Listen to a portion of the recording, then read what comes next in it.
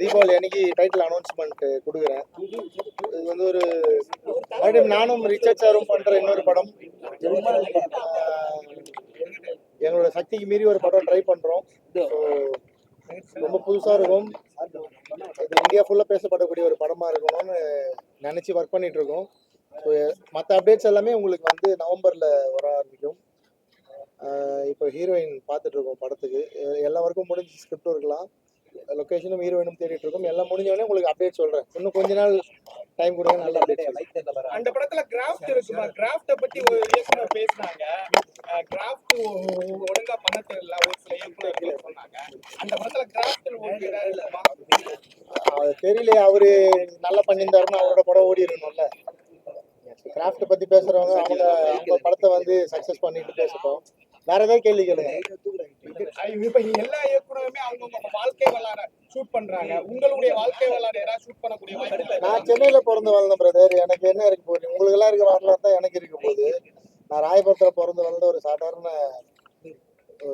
நார்மலான ஒரு லைஃப் தான் இது. என் லைஃப்ல அப்படி ஸ்பெஷலான சம்பவங்கள் எதுவும் இல்லை. என் லைஃப்பை வந்து படம் எடுக்கிற அளவுக்குலாம் ஒரு பெரிய கண்டென்ட்லாம் இல்லை. நார்மலா உங்களை மாதிரி ஜாலியா பிறந்து வளர்ந்த ஒரு சாதாரண மனுஷன் தான். முன்னணி ஹீரோக்கள் கூட நீங்க மூவி பண்ணறாப்ல ஏதாவது ஐடியா இருக்கா? இல்ல, இந்த ஒரு வருஷம் நான் கடந்து வந்தது காரணம் ஒரு ஹீரோ கூட கமிட் ஆகி ஒரு பெரிய நிறுவனத்துக்கு அட்வான்ஸ் வாங்கினது தான். அவங்க ஆரம்பிக்கிறதுல சில காலதாமதங்கள் ஆச்சு. அவங்களுக்கு நிறைய பிரச்சனைகள் அவங்க பண்ண படங்கள்ல இருந்ததால இந்த ஒரு வருஷம் படம் பண்ண முடியாம வெயிட் பண்ணேன். ஸோ அவங்க கிட்ட சொல்லிட்டு நான் என் ஸ்டைலில் போயிட்டு ஒரு படம் பண்ணிட்டு வந்துடுறேன். பண்ண 3 படங்களுமே என்னோட ப்ரொடக்ஷன் தான். திரௌபதி, ருத்ரதாண்டவம், பகாசுரன் 3மே. ஸோ நான் மறுபடியும் போயிட்டு என் ஸ்டைல்லே ஒரு படம் ப்ரொடியூஸ் பண்ணுறேன்னு சொல்லி இப்போ எனக்கு ஒரு ப்ரொடியூசர் ப்ரொடியூசர் ஜாயிண்ட் ஆகிருக்காரு. ஸோ நானும் அவரும் சேர்ந்து பண்ணுறது தான் அடுத்த படம். முடிச்சுட்டு என் ஸ்டைல் படம் தான் சார். என் ஸ்டைல் இது வரைக்கும் என்ன படம் பார்த்தீங்களா அதே மாதிரி ஒரு படம் தான். ஸோ இது முடிச்சுட்டு மறுபடியும் அந்த பெரிய ஹீரோ கூட ஒர்க் பண்ண ட்ரை பண்ணுவேன். அவர் யார் எந்த கம்பெனின்றதெல்லாம் அவங்களே அனௌன்ஸ் பண்ணுவோம். சினிமா நடிகைகளுக்கு பாதுகாப்பு இல்லைன்னு ஏமாற்றப்பட்டு அறிக்கை கொடுத்தாங்க. ஆமாம் சார், அது உண்மைதான் சார். தமிழ் சினிமாலுமே அந்த பிரச்சனை இருக்கு. யாரும் வெளிப்படையாக இங்கே பேச மாட்டாங்க. அதுக்கு காரணம் பாதிக்கப்பட்டவங்களும் அதில் சம்மந்தப்பட்டிருக்காங்க. அவங்களோட சம்மந்தத்தோட தான் நிறைய தப்புகள் நடக்குது. நான் வந்து பெருசாக அந்த சினிமா மக்களோட இன்னைக்கு இண்டஸ்ட்ரியில் இருக்கவங்க கூட எனக்கு நட்பு இல்லை சார். ஸோ என்னோட ஸ்டைல் ஆஃப் ஃபில்ம் மேக்கிங், என்னோட ஸ்டைல் ஆஃப் மூவி மேக்கிங்கே வேற. நான் ஒரு ஐலாண்டு மாதிரி தனியாக ஒர்க் பண்ணிட்டு இருக்கேன். எனக்கு நான் செவி வழியாக கேட்ட செய்திகள் நிறைய வந்து என்னை மீட் பண்ணுற ஆர்டிஸ்ட் வந்து நிறைய புலம்பியிருக்காங்க, நிறைய பிரச்சனைகளை சொல்லியிருக்காங்க. அதெல்லாம் அவங்க தான் சொல்லணும், நான் சொல்லக்கூடாது, ஆதாரம் இல்லை. ஆனால் இங்கே அந்த பிரச்சனைகள் இருக்குது. பெண்களுக்கு நிறைய பிரச்சனைகள் இருக்குது, ஆண்களுக்குமே இங்கே சினிமாவில் நிறைய பிரச்சனைகள் இருக்குது. நிறைய எப்படி பெண்கள் வந்து பாலியல் ரீதியாக துன்புறுத்தப்படுறாங்களோ அது மாதிரி நிறைய ஆண்கள் வந்து பணம் கொடுத்து நடிக்க வைக்கிறேன்னு சொல்லி ஏமாற்றி நிறைய பேர் பொருளை இழந்திருக்காங்க, பணத்தை இழந்திருக்காங்க, வாழ்க்கையை இழந்திருக்காங்க. ஸோ சினிமான்றது ஒரு மிகப்பெரிய மாய வலை தான். அதுல சிக்கி ஜெயிச்சவங்களை விட தோத்தவங்களும் வாழ்க்கை இழந்தவங்களும் அதிகம். அது மலையாள இண்டஸ்ட்ரியுமே தமிழ் இண்டஸ்ட்ரியுமே நிறைய பிரச்சனைகள் இருக்குதான் சார். உண்மைதான் இருக்கிறது, இல்லைன்னு சொல்றதெல்லாம் நம்ம முன்னணி நடிகர்கள் பத்தி இதை பத்தி எதுவும் பேச மாட்டேங்கிறாங்க. அவங்களுக்கும் டைவர்ஸ் அந்த மாதிரியான இஷ்யூஸ் போயிட்டு இருக்காங்க. மனைவிகள் வந்து சினிமாவில் சம்பந்தப்பட்ட அவங்க பர்சனல் இஷ்யூஸ் வேணாம் சார். டைவர்ஸ் பத்தி எல்லாம் பேச வேணாம். அவங்க எல்லாரும் மனுஷன், உங்களுக்கு இருக்கும் எனக்கு இருக்கும், அதெல்லாம் பேச வேணாம். இது பொதுவான கருத்து, பொதுவான விஷயம். ஏன்னா நான் சினிமாலேயே நிறைய பெண்களுக்கு சப்போர்ட்டா நிறைய விஷயங்கள் பேசுறதால இதை பத்தி பேசுறதுல ஒன்றும் எனக்கு பயமோ அச்சமோலாம் இல்லை. பட் நான் ஒரு சில விஷயங்கள் எனக்கு தெரிஞ்சதை சொன்ன அதுக்கு ஆதாரம் இல்லை. எனக்கு சொன்னவங்க அதை வெளியே சொல்லலாமான்ற அனுமதி எனக்கு கொடுக்கல. ஸோ பேச முடியாது. ஆனால் சினிமாவில் மலையாள இண்டஸ்ட்ரியில் இருக்கிற மாதிரியான பிரச்சனைகள் தமிழ் சினிமாவில் நிறைய வந்து கொஞ்சம்லாம் இல்லை, நிறைய பிரச்சனைகள் இருக்கு. ஒரு இயக்குனர் பொது மேடையில் பேசும்போது இந்த சென்னை எங்குது அப்படின்னு சொல்லியிருந்தாரு. அதுக்கு நான் ட்வீட் போட்டிருந்தேன் சார். சென்னை யாருது நீங்க தேடி போனீங்கன்னா சென்னை வந்து மீனவர்கள் மக்களுக்கானதாக தான் இருக்கும். ஏன்னா சென்னையை உருவாக்க கடலோரத்தில் இருக்க மீனவ மக்கள் பட்ட கஷ்டம் தான் மிகப்பெரிய கஷ்டம். சென்னையில் ஆர்பர் உருவாகலன்னா சென்னை உருவாயிருக்காது.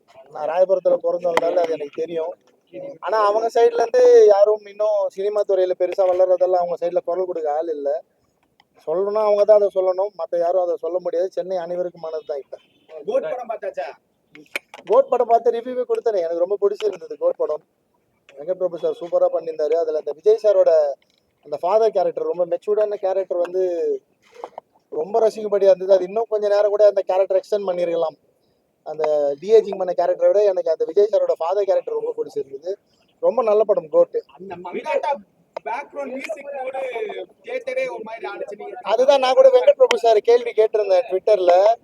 வெங்கட் பிரபு சார் இன்டர்வியூல சொல்லியிருந்தாரு, தலைனா அது சினிமால அஜித் சார் தான், கிரிக்கெட்ல தான் தோனி, தலைனா இந்திய சினிமா முழுக்கவே அஜித் சார் பேர் தான் அப்படின்னு சொல்லி ஓப்பனா வெங்கட் பிரபு சார் சொன்னதோட அந்த சர்ச்சை முடிஞ்சிச்சு. அந்த நடிகை பேசினது அவங்களோட அறியாமை, அவ்வளவுதான். அது விஜயகாந்த் சார் ஏஐல வந்திருந்தாரு, அது எப்படி இருந்தது? உங்களுக்கு யாரா ஏஐல எடுத்துன்னு வரணும்னா நீங்க யாரை நினைக்கிறீங்க எடுத்துட்டு வரணும்? இல்லாத இப்ப இங்க இல்லாத ஒரு நடிகர் மைக்கு கீழே இருக்குங்களா? எனக்கு வந்து ஃபர்ஸ்ட் அவரோட இன்ட்ரடக்ஷன் பாக்குறப்ப புரியல சார். ஆனா போக போக விஜய் சாரோட பாணியில விஜயகாந்த் சாரோட ஃபேஸ் பாக்குறப்ப புரிஞ்சிச்சு. அதுக்கப்புறம் நம்ம கொஞ்சம் டைம் எடுத்து பார்க்க தான் விஜயகாந்த் சாரோட ரொம்ப யங்கர் வெர்ஷனை காட்டியிருக்காங்க. இந்த தலைமுறையில இருக்க நிறைய பேர் விஜயகாந்த் சாரோட யங்கர் வெர்ஷன் தெரியாது. அதனால முதல்ல நிறைய கிரிட்டிக் வந்தது. ஆனா நீங்க படமா ஒரு 2 நிமிஷம் 3 நிமிஷம் அந்த கேரக்டர் பாக்குறப்ப உங்களுக்கு பிடிச்சிரும். எடுத்தோடனே ஃபர்ஸ்ட் கிளான்ஸ்ல வந்து திருப்தியா இல்லை சார். அது போக போக அந்த கேரக்டர் ரொம்ப நல்லா இருந்தது. விஜயகாந்த் சாருக்கு மிகப்பெரிய ஒரு ஹானராகவும் இருந்தது. எனக்கு அந்த மாதிரி ஒரு ஏஐ உருவாக்கணும் அப்படின்னா நான் சிவாஜி சாரை உருவாக்கணும்னு நினைக்கிறேன். சிவாஜி கணேசன் சாரை வந்து மொத்த சினிமாவுமே இப்போ மிஸ் பண்ணுது. அந்த மாதிரி ஒரு ஆக்டர் இல்லை. தேவர் மகன் மாதிரி ஒரு கேரக்டர் பண்ண இன்னைக்கு வந்து ஒரு நடிகர் இல்லை. இருக்காங்க, அவங்க வந்து கேட்குற சம்பளம்லாம் மலை மாதிரி இருக்கு, பெரிய சம்பளமா இருக்கு. 1-2 ஆர்டிஸ்ட் தான் இருக்காங்க. இந்த டைம்ல நான் சிவாஜி சாரை தான் மிஸ் பண்றேன். விஜய் சாரோட அரசியல் வருகை பத்தி தலைவர் இளைஞர்களுக்கு பிடிச்ச ஒரு தலைவர் உருவாகிறது நல்ல விஷயம்தான். விஜய் சாரும் அதே ரூட்லயே போறாரு, தப்பான ரூட்ல போறாரோன்னு வருத்தமா இருக்கு. இந்த 2-3 நாளா அவர் விநாயகர் சதுர்த்தி வாழ்த்துக்கள் சொல்லாதது, ஓணம் பண்டிகைக்கு வாழ்த்துக்கள் சொன்னது கொஞ்சம் வருத்தமா இருக்கு. விஜய் சாரை வந்து அரசியல் வரணுன்னே வார்ம் வெல்கம் தான் விநாயகர் கொடுத்தோம். சதுர்த்திக்கு மட்டும் ஏன் சார் இவ்வளவு இந்த மாதிரி எல்லாம் இருக்கு? வேற எத்தனையோ பண்டிகைகள் இருக்கு, அதை மட்டும் மாறி பண்ண காரணம்? பயம்தான் சார். விநாயகர் சதுர்த்தி அப்படின்னா இந்துக்கள் பண்டிகை ஆயிடுது. நீ இந்துக்களுக்கு ஆதரவு கொடுத்தீங்கன்னா இன்னைக்கு இந்தியாவை ஆளக்கூடிய பிஜேபிக்கு சப்போர்ட் பண்ற மாதிரி ஒரு தோரணை நீங்க எல்லாம் உருவாக்கி விட்டு